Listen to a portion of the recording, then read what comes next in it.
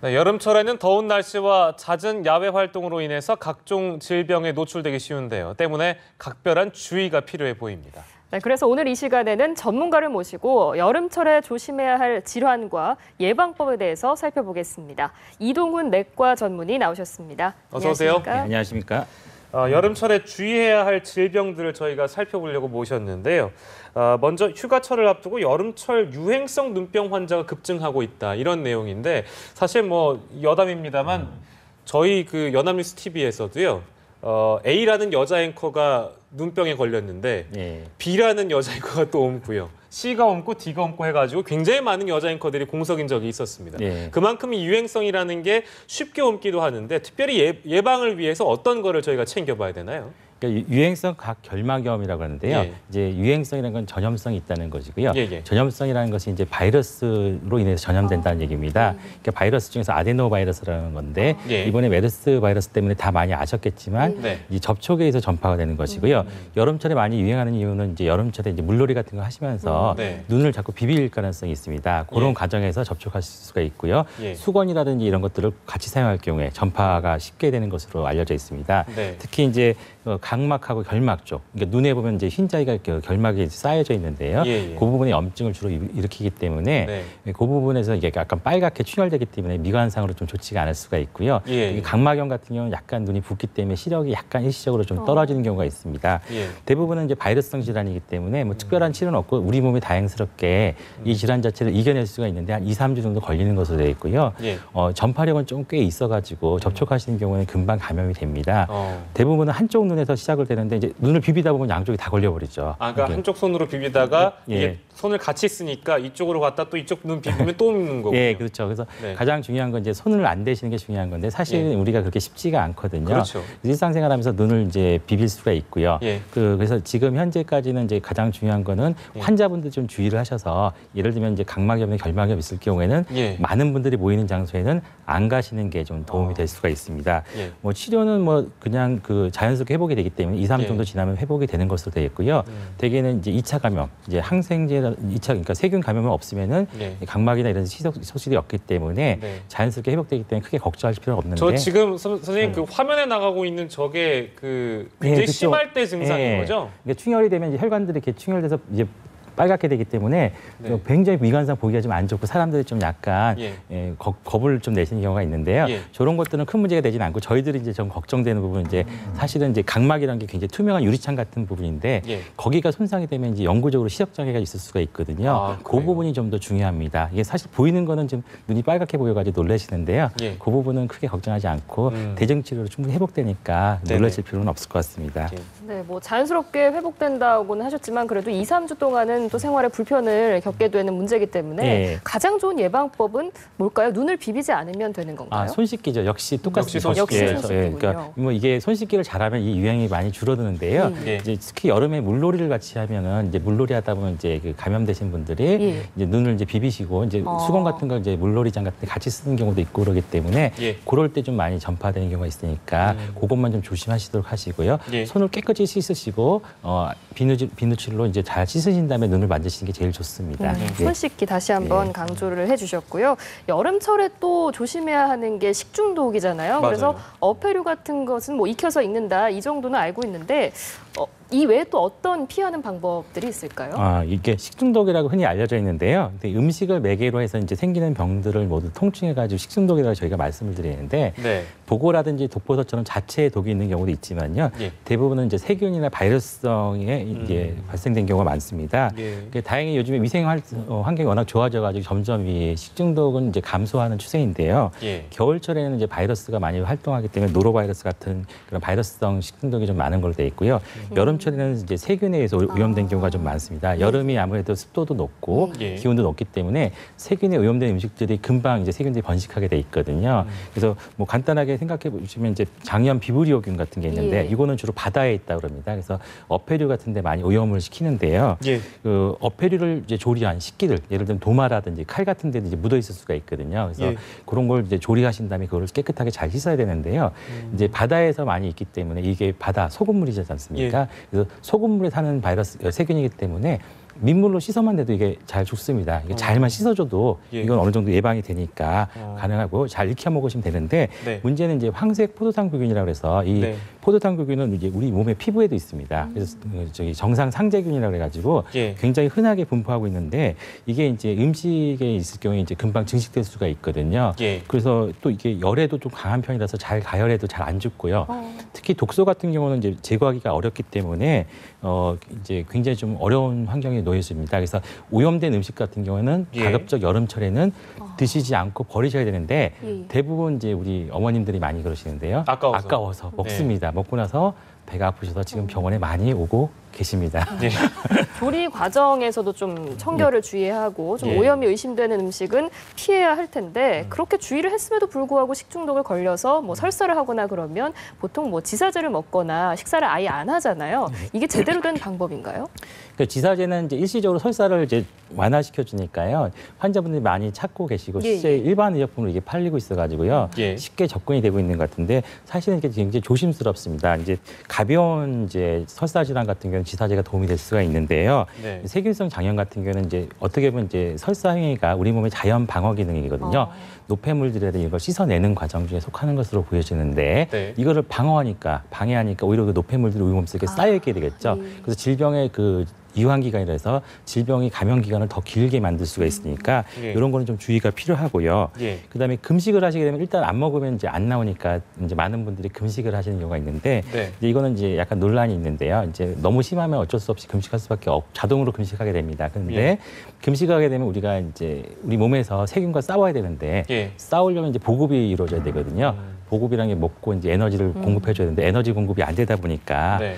사람들이 자꾸 지치게 되고 질병에 대해서 자꾸 저항력이 떨어지면 오히려 질병을 더 악화시킬 수도 있죠. 예. 그리고 또 설사를 계속하게 되면은 이제 탈수 현상이 일어나게 되는데 이럴 때는 이제 그 수분 보충이 좀 필요하거든요. 근데 예. 우리 몸에서 빠져나가는 물은 이제 맹물이 나가는 게 아니거든요. 설사물은 이제 우리 몸의 체액 성분이기 때문에 예. 여기는 소금 성분이 있습니다. 소금 성분이라는 게 이제 다 아시겠지만 전해질이라 그래서 예. 저희들이 아직은 잘은 모르는데 우리 몸을 움직일 때 이제 필요한 게 전기 신호 전달이라고 생각을 하고 있는데 네. 우리 몸에 전기줄이 깔려 있는 건 아니기 때문에 나트륨 이온이라든지 예. 칼륨 이온들이 이렇게 왔다 갔다 하면서 전기 신호를 전달한다라고 생각하는데 이 중에서 나트륨 성분들이 바로 소금 성분입니다. 예. 이런 것들이 빠져나가게 되면 아무래도 파워가 약해지니까 사람이 약간 좀 축 처지게 되고 기운이 없어지게 되고 자꾸 졸리고 네. 주무시고 싶어하는 생각이 들게 됐죠. 그래서 이런 것들을 좀 보충해 줄 필요가 있는데 다행스럽게도 이제 시중에 많이 나온 음료 중에서 아시겠지만 스포츠 음료들, 네, 이온 음료 이온 같은 거. 음료들이 이런 것들이 좀 보충이 돼 있습니다. 예. 뭐 일부 이제 탄산음료도 좀 도움이 될 수 있는데 이게 약간 삼투압이 높아가지고 예. 탄산음료를 그냥 많이 먹으실 경우 오히려 설사를 유발할 수가 있으니까요.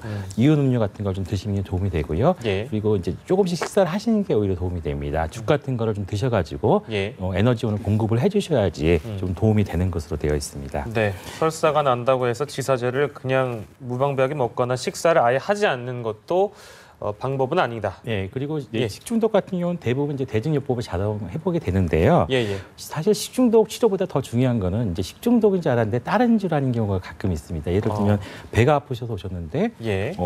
담낭에 농양이 있다든지 예. 아니면 맹장염이었다든지 아니면 뭐 장이 꼬여가지고 예. 장이 괴사가 일어나고 있다든지 이런 것들은 이제 사실은 좀 진단하기가 쉽지가 않거든요. 그래서 네. 저희들이 이제 진단을 하면서 이제 치료적 시간이 좀 걸릴 수가 있습니다. 필요에 따라서는 혈액 검사라든지 초음파라든지 정밀 검사를 할 수가 있는데요. 특히 면역력이 떨어지신 분들, 고령자분들 이런 분들은 열이 안 나기 때문에 이런 증상이 없이 그냥 배만 아프시고 예. 병원에 오시는 경우가 많습니다. 이럴 경우는 이제 병원에 이제 며칠 가셔서 약이 안 들으면 또 옆에 병원 또 가시고 예. 또 안 나면 저쪽 병원 또 가십니다. 이렇게 그렇죠. 되면 지금 많이 벌어지고 있는 우리나라의 흔한 닥터 쇼핑이 되는데요. 네. 이렇게 되면 이제 앞에 진료 결과를 우리가 알 수가 없기 때문에 네. 치료나 이게 진단이 지연될 수가 있으니까 같은 병원을 가셔서 제대로 된 진단하고 치료를 좀 받으시는 게 도움이 되고요. 네. 좀 시간이 걸릴 수 있으니까 그런 것들은 잘 이해를 해주실 필요가 있지 않을까 생각이 듭니다. 네, 식중독에 대한 얘기 해봤고요.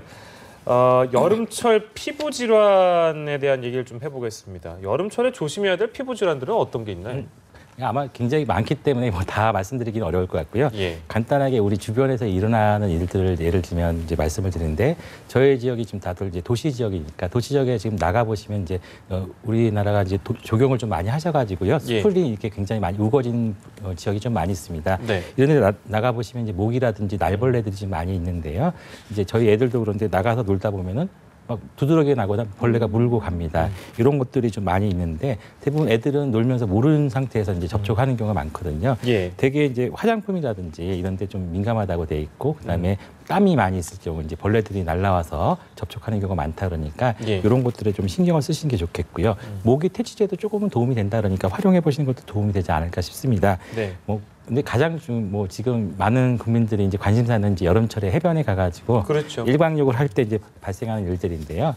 뭐 다 아시겠지만 이 낮에 그 뜨거운 태양볕에 백사장에 누워 계시면은 아마 화상이나 이런 게 일어날 수가 있기 때문에 네. 가장 쉬운 예방 방법은 다 아시는 것처럼 자외선 차단제를 쓰시는 게 좋겠고요. 예. 뭐 또 다 아시더라고요. 그냥 제가 설명할 필요도 없을 것 같은데 SPF라고 해가지고 자외선 B 차단하는 거, 네. 그다음에 PA라고 해서 자외선 A 차단하는 거, 이 제품들을 선정하셔가지고 예. 활용하시면 도움이 되는데 뭐 저도 뭐 저희 애들한테 사용하는데 한 SPF는 한 30 정도 이상이면 무난하지 않나 싶더라고요. 예. 근데 많이 바르신다고 이제 효과가 나타나는 건 아니고요. 사실은 이제 땀이라든지 물기에 이제 쉽게 나가는 경우가 많기 때문에 자주 소량씩 자주 도포하는 게 훨씬 더 효과적이다.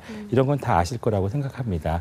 그럼에도 불구하고 화상이 있어서 물집이 생기고 막 이런 2차적인 손상이 발생했다. 그러면 이제 다 아시는 것처럼 얼음찜질을 좀 하시면 되고요. 물집 같은 경우는 굳이 뭐 꼭 터뜨리실 필요는 없고요. 만약에 터뜨리게 되면은 이제 의료기관을 방문하셔서 소독을 좀 받으시는 게 좀 도움이 되는데 요즘에는 이것도 화상 수분 밴드라고 해가지고 이런 게 많이 제품화돼가지고 팔리고 있습니다. 이런 것들을 좀 활용해 보시면 좀 도움이 되지 않을까 생각이 됩니다. 네, 이렇게 뭐 야외에서 활동하시는 분들은 뭐 자외선 차단제 꼭 발라주셔야 할 것 같고 또 여름에 덥다 보니까 실내에서 에어컨 트시는 분들이 많으셔서요. 냉방병도 주의해야 되겠죠. 그러니까 냉방병이라고 해서 좀 이렇게 많이 언급이 되고 있는데요. 이 냉방병 자체는 의학적으로는 아직 정확한 정의는 없습니다. 단지 실내 밀폐된 공간에서 이제 계속 에어컨이나 냉방 장비를 가동하면서 많은 분들이 이제 두통이라든지 그리고 전신 피로감, 근육통 이런 것들 호소하고 계시거든요. 이런 것들 아마 통칭해서 냉방병이라고 이제 부르시고 계시는 것 같고요. 아마 대부분은 이제 그 자율신경계, 우리 체온을 조절하는 자율신경계의 좀 조절이 좀 힘들어서 이런 게 발생되지 않을까 추정하고 있습니다. 그래서 지금 현재까지는 알려진 거로는 이제 실내외 온도 차이를 5도씨 이내로 좀 유지하는 게 어떨까라는 얘기를 하고 있고요. 그다음에 실내 온도를 25도 정도 유지하는 게 좋지 않을까 생각하는데 아마 그보다 더 중요한 건 이제 환기를 좀 자주 하는 게 좋지 않을까 싶습니다. 이제 밀폐를 시키고 계속 에어컨이나 냉방 장비를 가동하다 보면 아무래도 실내 공기가 오염도가 올라갈 수가 있기 때문에 환기가 이제 더 중요하지 않을까 싶고요. 그다음에 냉기를 직접적으로 받으면 아무래도 피부가 이제 그 직접적으로 냉기에 노출되기 때문에 체온 조절에 좀 불리한 점이 있고요. 땀이 났을 때 바로 이제 냉기를 받게 되면은 땀이 증발하면서 우리 체온을 뺏어가게 되거든요. 그러면 급격한 체온 변화가 일어날 수 있기 때문에 그런 거는 좀 피하는 게 좋지 않을까 싶습니다. 사실은 이제 의학적으로 냉방병이라고 하는 것은 이제 레지오넬라 병이라는 게 있습니다. 그 레지오넬라균이라고 해서 미국에 이제 지향균이라는 집단이 있는데요. 그 모임에서 이제 냉방 장치를 활용하다가 대규모 이제 폐렴이나 감기 같은 증상들이 발생했다 그래서 원인을 나중에 추적해 보니까 레지오넬라균이라 이렇게 명칭이 되었는데요. 사실은 이게 아직 국내에는 그렇게 많이 보고되고 있지는 않은데요. 주로 이것이 이제 어디서 발견되느냐면은 중앙 냉방 장치를 가진 거대한 이제 빌딩 같은데 거기에 냉각수라는 곳인데 거기에서 균이 많이 자라는 것으로 알려져 있습니다. 그래서 결국은 이제 저희들이 할 수 있는 건 아니고요. 그런 큰 빌딩의 냉각수를 좀 깨끗하게 청소하는 것이 굉장히 중요하고요. 덧붙인다면 저희 집안 애들 다 에어컨을 한두 대씩 갖고 계시는 분이 있는데 그거를 이제 주기적으로 청소를 하셔야 되는데 사실은 이제 저도 사놓고 이제 청소하기가 쉽지가 않습니다. 그러니까 한 번 정도는 이제 봄, 가을철에 에어컨을 작동하기 전에 한번 분리해가지고 제대로 청소를 해보시는 것도 이런 냉방병을 예방하는 데 도움이 되지 않을까 생각이 듭니다. 날씨가 또 날씨인 만큼 많이 습하고 덥잖아요. 그래서 수분도 보충하기 위해서 또한 영양을 보충하기 위해서 과일 같은 거 많이 드시는데 이게 그 질환별로 피해야 되는 뭐 어떤 과일들이 또 있다면서요. 그런 것 좀 정리를 해주세요. 그러니까 뭐 과일이라고 해서 다 이제 나쁜 건 아닌데요. 이제 문제는 이제 우리가 많이 먹었을 때 항상 문제가 됩니다. 뭐 가끔 한두 개 먹는 거라고 전혀 문제되지 않는 거고요. 이제 특히 이제 저희가 이제 의사들이 특정한 음식들에 대해서 제한을 가는 경우는 별로 많지가 않은데요. 특정한 음식 제한을 가는 경우 몇 가지가 있습니다. 예를 들면 심장 질환 환자분들이라든지 그다음에 콩팥이 안 좋으신 분들, 이런 분들은 이제 저희가 바나나나 오렌지, 이런 수박, 키 이런 것들처럼 칼륨이 많은 음식들, 이런 것들은 좀 피하시라 이렇게 말씀을 드리거든요. 이게 이제 아까 전에도 말씀드렸지만 이게 전해질이라는 게 있습니다. 우리 몸에 전기를 전달해주는 물질, 그 칼륨이 그 중에 가장 중요한 역할을 하는데 이것의 농도가 올라갈 경우에는 이제 심장이나 이런 쪽에 전기 계통에 문제를 일으켜가지고 심장이 막 불규칙하게 뛰는 거죠. 그러면 이제 심장 엔진인데 불규칙하게 막 뛰다 보면 어떻게 사람이 쓰러지시거나 안 좋게 될 수가 있습니다. 그래서 이런 것들은 아마 이 질환을 앓고 계신 분들은 거의 상식으로 다 알고 있습니다. 그래서 자기가 먹어야 될 음식이 뭔지, 피해야 될 음식이 뭔지 다 아시고 계시는데요. 그 외로는 이제 요즘에 좀 열대 지방에서 많이 들어온 그 자몽이라는 음식이 있는데요. 이 음식이 저도 먹어봤는데 굉장히 맛있거든요. 달콤하고 중독성 있습니다. 이게 이제 우리 그 약들하고는 많이 좀 이렇게 충돌을 일으키는 것으로 알려져 있어요. 그래서 자몽 주스의 성분 중에 하나가 우리 몸의 대사 과정에서 사이토크롬 P450이라는 물질이 있는데 이 부분에서 이제 우리 약들이 이제 대사가 돼서 이제 활성화가 되거나 분해돼서 배설되는데 요거를 이제 요 성분이 블럭을 해버립니다. 막아버리니까 우리 약들을 먹은 약들이 거기 가서 멈춰 있는 거죠. 그러니까 약을 매일 하나씩 먹으시면은 하나의 효과만 나타내야 되는데 못 나가버리니까 두 배, 세 배의 역할을 나타낼 수가 있습니다. 그러니까 약물의 농도를 올린다라고 이제 평가를 하는데요. 그래서 자몽 주스 같은 것들이 그런 영향을 약간 미칠 수가 있기 때문에 주로 많이 미치는 것들이 이제 고지혈증 약물들 하고 혈압약들 중에 일부가 있는데요. 뭐 제약회사들이 이제 바보가 아니기 때문에 그게 또 피하는 약을 또 다 개발을 했습니다. 사실 그래서 최근에 나온 고지혈증 약이나 혈압약들은 이제 그걸 피할 수가 있는데요. 이제 환자분들이 그걸 다 일일이 알 수가 없기 때문에 약을 먹을 때는 그거는 좀 피하시는 게 좋지 않을까 생각이 됩니다. 그리고 뭐 당뇨병 환자들이 당연히 다 아시겠지만 당도가 높은 과일들은 아무래도 좀 피하시는 게 좋겠죠. 뭐 요즘에 농사를 너무 잘 지셔가지고 수박 뭐 이런 거 너무 답니다. 포도 너무 맛있지 않습니까? 이럴 경우에는 당을 좀 많이 올릴 수가 있는데요. 사과는 비교적 좀 괜찮다라고 그러는데 사과도 너무 맛있게 만들어버리면 똑같습니다. 그래서 제가 마지막으로 드리고 싶은 말씀은 이게 절대적인 건 아니고요. 적당히 한두 개씩은 먹으셔도 되는데 뭐 예를 들면 10개, 20개를 드시면은 당연히 문제가 생길 수가 있죠. 그래서 과유불급이라는 말이 있는 것처럼 적당하게 드시면 다 괜찮습니다. 알겠습니다. 과일도 좀 적당히 드셔야 할 것 같고 또 여러 가지 여름철 건강 상식 잘 들어봤습니다. 지금까지 이동훈 내과 전문의였습니다. 고맙습니다. 감사합니다.